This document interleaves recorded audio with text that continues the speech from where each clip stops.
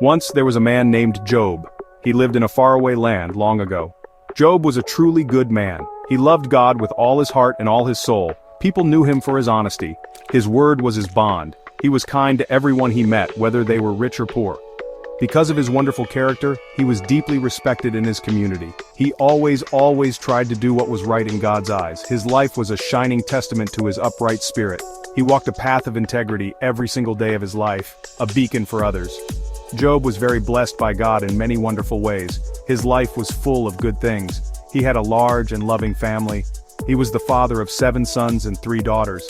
He cherished his children deeply, and they brought him so much joy. Beyond his precious family, Job also possessed great wealth.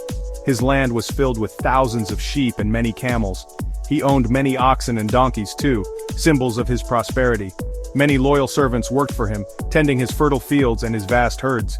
His life was abundant and seemed secure. More important than all his riches was Job's pure heart. He made a conscious and daily effort to stay far away from evil things. He carefully guarded his thoughts and his actions, wanting them to be pleasing to God. He taught his family to honor God above all else in their lives. He often prayed for them. He would ask God to keep them safe and to guide their steps.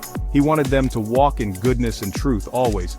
On the outside, his life seemed absolutely perfect, a beautiful picture of peace and contentment. But its true foundation was his deep inner devotion to God.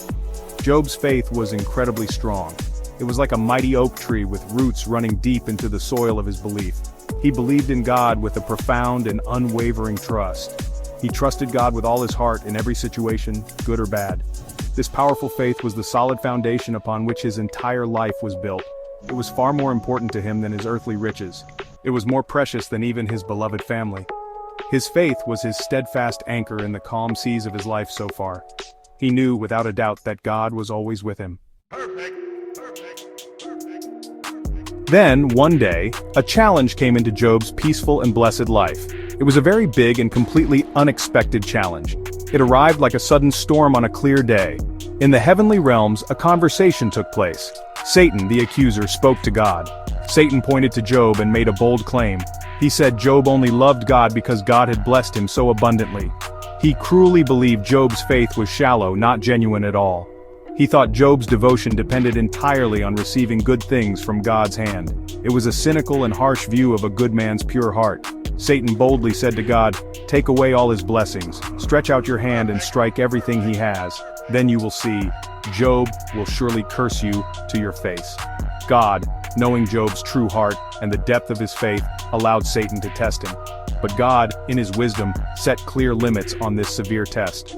Satan could harm Job's possessions and even his family, but he was strictly forbidden from taking Job's own life. This was to be a profound test of true, unshakable faith. It would be a very hard and incredibly painful test indeed. It would reveal the genuine depth of Job's commitment to God. Suddenly, like a fierce and unstoppable storm, terrible things began to happen to Job. One by one, distressed messengers arrived at his home. Each one brought more devastating and heartbreaking bad news than the last. Job lost his oxen and his donkeys. Enemy raiders stole them all. Then, a terrifying fire fell from the sky. It burned up all his sheep and the shepherds who tended them. His valuable camels were carried off by another raiding party. His loyal servants were killed in these sudden, violent attacks. Job's entire world started to crumble around him, piece by painful piece, in a single day. The worst and most heartbreaking news came last. A messenger arrived, breathless, and barely able to speak the words. He told Job that a mighty destructive wind had swept across the desert. It struck the house where Job's beloved children were feasting together. The house collapsed under the force of the wind. All 10 of his precious children died in the ruins. In a single dreadful day, Job lost everything he held dear. His vast wealth, his many servants, and his beloved children were all gone. It was an unimaginable and utterly crushing loss for any person to possibly bear. Job was in deep, overwhelming pain. His heart was completely broken into 1,000 pieces. He stood up, his body trembling, and tore his robe. This was a traditional sign of terrible grief and loss. He shaved his head, another custom showing deep sorrow and mourning. Then he fell to the ground. But he did not fall in anger or despair. He fell in worship. Even in this moment of utter devastation and loss, he worshipped God. He said, "The Lord gave and the Lord has taken away. Blessed be the name of the Lord." He did not sin by blaming God for his suffering, but the terrible testing was not yet over for Job. Satan struck him again with even more cruelty. This time he afflicted Job's own body with painful, itching sores. These terrible sores covered him from the soles of his feet to the very top of his head. His physical suffering was immense and constant, day and night. He had to sit in ashes, a sign of mourning. He found himself scraping his oozing sores with a broken piece of pottery for relief. His own wife, seeing his profound misery, told him, "Are you still holding on to your integrity? Curse God and die." But Job steadfastly refused to do so. Job's 3 friends heard about all his terrible troubles. Their names were Eliphaz, Bildad, and Zophar. They decided to travel and comfort him in his sorrow. When they saw him from a distance, they hardly recognized him. His suffering had changed his appearance so greatly. They sat with him on the ground in complete silence for 7 days and 7 nights. They saw his terrible pain and his overwhelming grief. Then, they finally started to speak. They believed Job must have committed some hidden sin. They thought his suffering was a direct punishment from God for some secret wrongdoing, but Job firmly maintained his innocence before them. Job cried out to God from the very depths of his despair. He voiced his anguish, his pain, and his profound confusion. He asked God many hard and searching questions. Why is this happening to me? Why was I even born into this world? He shared his raw pain, his deep sorrow, and his utter bewilderment directly with God. He didn't understand the reasons behind his suffering. It felt so unfair and completely overwhelming. But even in his darkest moments of questioning and doubt, he did not turn his back on God. He held on to a tiny, flickering thread of faith. He still longed for God's presence and for some understanding. After Job and his friends had spoken at length, after so much suffering and so many unanswered questions, God finally spoke directly to Job. God spoke to him out of a whirlwind, a powerful and awesome storm. God did not explain everything in minute detail.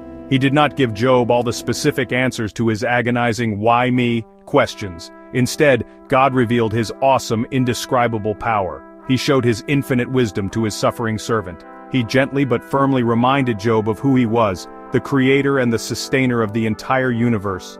Job was challenged to consider God's incredible vastness and his mysterious ways. God asked Job many questions about the intricate wonders of his creation. He spoke of the very foundations of the earth. He talked about the shining stars in the night sky. He described the untamed, powerful sea and the wild animals that roamed free. Job listened quietly, his heart slowly opening. He began to realize how small his own understanding truly was in comparison. He understood that God's ways were much higher and far more complex than his limited human ways. Job humbled himself before the Almighty God. He found peace, not in getting all his answers, but in recognizing God's sovereign presence and his ultimate power. God then gently rebuked Job's friends for their wrong and unhelpful counsel. And then, he restored Job completely. He did not just give back what Job had lost, he gave him twice as much as he had before his trials began. He blessed him with a new and loving family. 10 more children were born to him, 7 sons and 3 daughters. The Bible tells us that his new daughters were the most beautiful women in all the land. Job lived a long and full life after all his suffering. He saw his children and his children's children for 4 generations. His latter days were even more blessed than his beginning. Job's incredible story teaches us a powerful and timeless lesson. It echoes through the ages. True faith is not just for the easy, sunny days of life. It is not just for when everything is going our way. It is also designed for the dark, stormy nights of the soul. It means trusting God even when we don't understand His plan. It means holding on to Him even when everything seems utterly lost and hopeless.